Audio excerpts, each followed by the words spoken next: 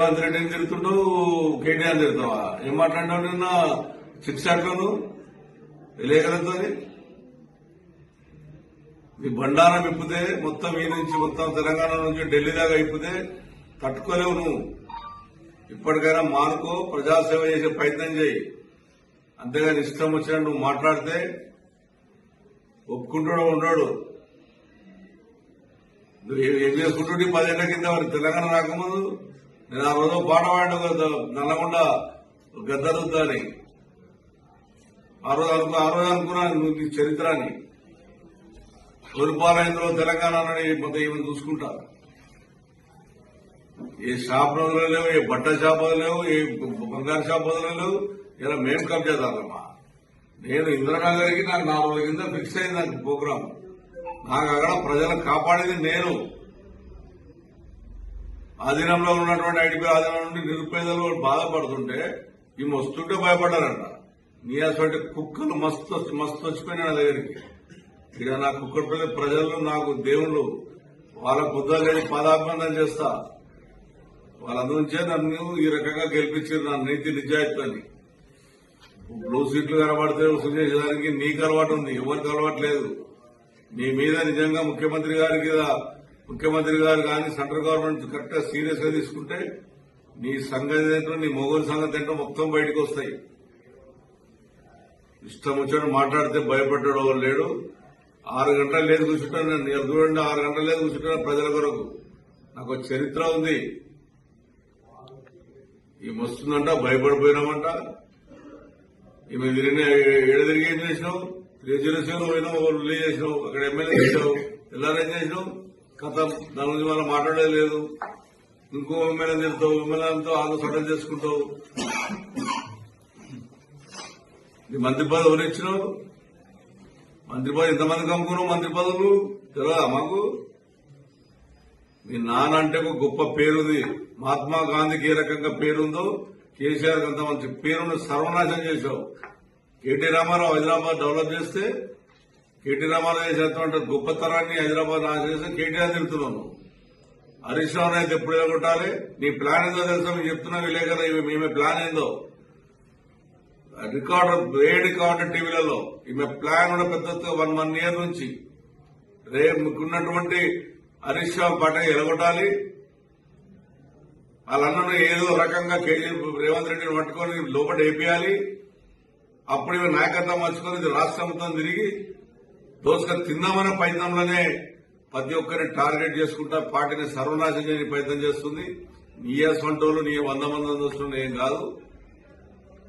నీకు తగిన పాట ప్రజలకు బుద్ధి చెప్తారు.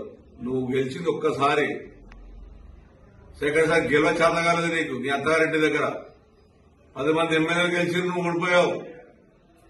మరి అంత పెద్ద ఉద్యోగకారుల మీద అంత ప్రేమ అభిమానం ఉంటే ఎమ్మెల్సీ తీసుకోకుండా నువ్వు ఈయనుండి నువ్వు ఉద్యమకారానికి బీజోనికి ఈయనుండి ఉద్యమం మేము ఉద్యమం చేసామని చెప్పినామా?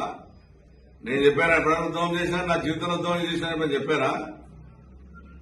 నేను ఆ రోజున టీడీపీ పార్టీలో ఉన్నాను. టీడీపీ సిద్ధాంతం కూడా పనిచేశాం. అంతేగాని నీళ్ళగా ఆ అబద్దాలు చెప్పి హైదరాబాద్ ఎమ్మెల్యేలంతా అవినీతి పరులంట. హైదరాబాద్ లేకపోతే తెలంగాణ లేదు. హైదరాబాద్ ప్రజలందరం కాపాడి ఇలా తెలంగాణ రాష్ట్రం బాగుండాలని కోరుకున్న వ్యక్తులు మేమందరం కూడా. ఇష్టం వచ్చినట్టు మాట్లాడుకుంటా, ఇష్టం చేసుకుంటా, నీ వ్యక్తిగతంగా మాట్లాడాలంటే తట్టుకోలేదు తల్లి, గుర్తుంచుకోరు. రేవంత్ రెడ్డిని తిరుగుతుంటావు, కేటీఆర్ తిరుగుతావా? ఏం మాట్లాడినావు నిన్న సిక్స్ షాట్లను విలేకరులతో? నీ బండారం ఇప్పితే మొత్తం ఈ నుంచి మొత్తం తెలంగాణ నుంచి ఢిల్లీ దాకా ఇప్పితే తట్టుకోలేవు నువ్వు. ఇప్పటికైనా మానుకో, ప్రజాసేవ చేసే ప్రయత్నం చేయి. అంతేగాని ఇష్టం వచ్చినట్టు నువ్వు మాట్లాడితే ఒప్పుకుంటాడో ఉండడు. నువ్వు ఏం చేసుకుంటుంటే 10 ఏళ్ల కింద మరి తెలంగాణ రాకముందు నేను ఆ రోజు పాట పాడిన నల్లగొండ గద్దరుద్దని ఆ రోజు అనుకున్నాను నువ్వు నీ చరిత్రని.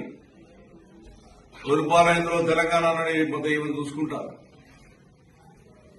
ఏ షాప్ రోజులు లేవు, ఏ బట్ట షాప్ లేవు, ఏ బంగారు షాప్ లేవు. ఇలా మేం కబ్జాదారమ్మా. నేను ఇందిరానగర్కి నాకు 4 రోజుల కింద ఫిక్స్ అయింది నాకు ప్రోగ్రాం. నాకు అక్కడ ప్రజలను కాపాడేది నేను. ఆధీనంలో ఉన్నటువంటి ఐటీపీ ఆధీనంలో నుండి నిరుపేదలు బాధపడుతుంటే ఈ వస్తుంటే భయపడ్డారంట. నీ అసలు కుక్కలు మస్తు వచ్చిపోయినా నా దగ్గరికి.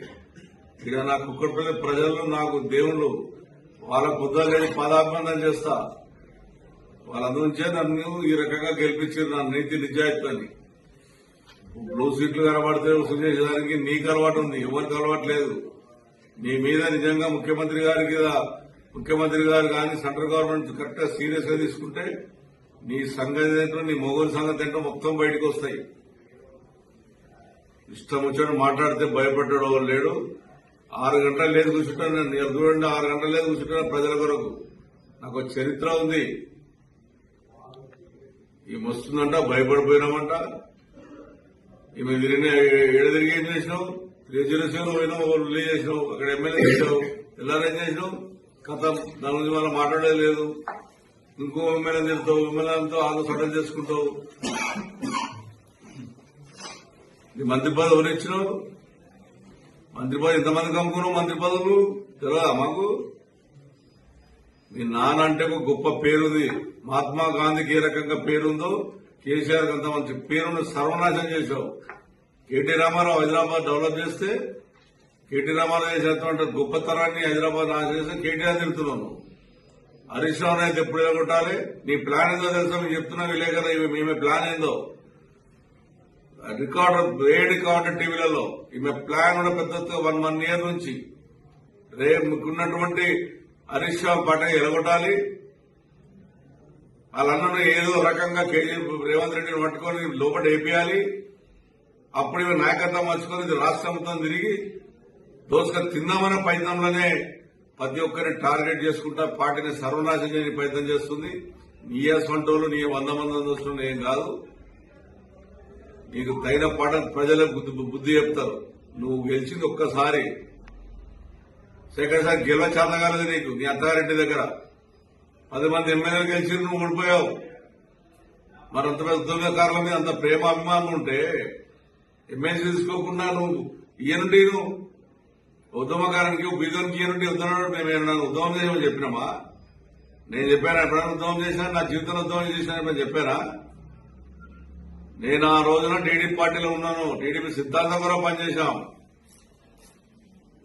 అంతేగాని నీళ్ళగా ఆ అబద్దాలు చెప్పి హైదరాబాద్ ఎమ్మెల్యేలంతా అవినీతి పరులంట. హైదరాబాద్ లేకపోతే తెలంగాణ లేదు. హైదరాబాద్ ప్రజలందరం కాపాడి ఇలా తెలంగాణ రాష్ట్రం బాగుండాలని కోరుకున్న వ్యక్తులు మేమందరం కూడా. ఇష్టం వచ్చినట్టు మాట్లాడుకుంటా, ఇష్టం చేసుకుంటా, నీ వ్యక్తిగతంగా మాట్లాడాలంటే తట్టుకోలేదు తల్లి, గుర్తుంచుకోను.